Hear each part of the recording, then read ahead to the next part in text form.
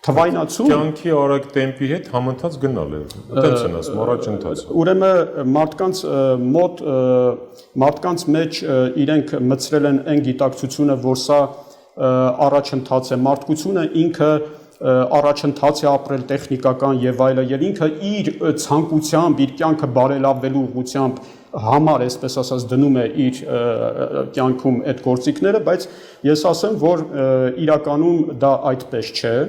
Իրականում ինչպես է, հետևյալը, օգտագործվում է հետևյալ խայծերը, որ կառավարման, ասում են, որ այդ գործիքները կառավարման արդյունավետությունն է բարձրացնում, ստվերային տնտեսության դեմ պայքարի արդյունավետությունն է մեծացնում,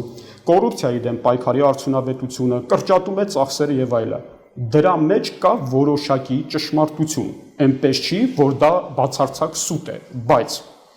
դրա դա պատրվակներն են, դրանք խայծ գաղափարներն են, որոնց միջոցով խայծ պետության իշխանությունների համար եւ իշխանությունների կողմից հասարակությունների համար, բայց դրա հետևում կանգնած է մի ուրիշ նպատակ, որը ենթակա է,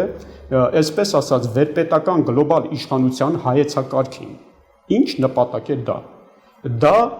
աշխարհի մասշտաբով ամբողջ հասարակության կամազրկման,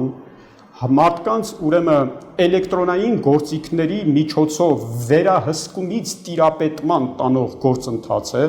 մարդկանց ընդհանրապես սոցիալական վարքը, քաղաքական վարքը, ակտիվ վարքը պասիվացնելու, մարդկանց մանիպուլացնելու, ուրեմն թվային դրամ ներդնելու կամ կանխիկ դրամ ընդհանրապես շրջանառությունից հանելու եւ ընդհանուր առմամբ տեխնոլոգիական բռնապետություն ստեղծելու ուրեմն նպատակ է դա հետապնդում։ Հիմա ես դրա հիմքերի մասին կխոսեմ, կկարդամ փաստաթղթեր, այսինքն սրա նպատակը վերջնական շատ մոտ ապագայում նախատեսված է եղել մոտավորապես 70-ից 80 տարվա ընթացքում դա անել, ուրեմն բոլոր պետություններից կամ պետությունների գերակշիռ մասից, որտեղ որոշվում են ընդհանրապես աշխարհի պատկերն ընդհանուր այդ պետություններով որոշվում, կանխիկ դրամի շրջանառությունը հանելն է նպատակը եւ մարդկանց բացարձակ էլեկտրոնային համակարգի գլխին կանգնած գլոբալ ղեկավարության հարկադրանքի ներքո պահելը, հարկադրանքի ներքո որպես ստրուկ, որպես կամազուրկ, ուրեմն եւ ընդհանրություն ազգերը, հասարակությունները եւ մարդիկ որպես անհատներ։ Հիմա ես ուզում եմ մարդիկ, ես միջև այդ փաստաթղթերը կարդալը,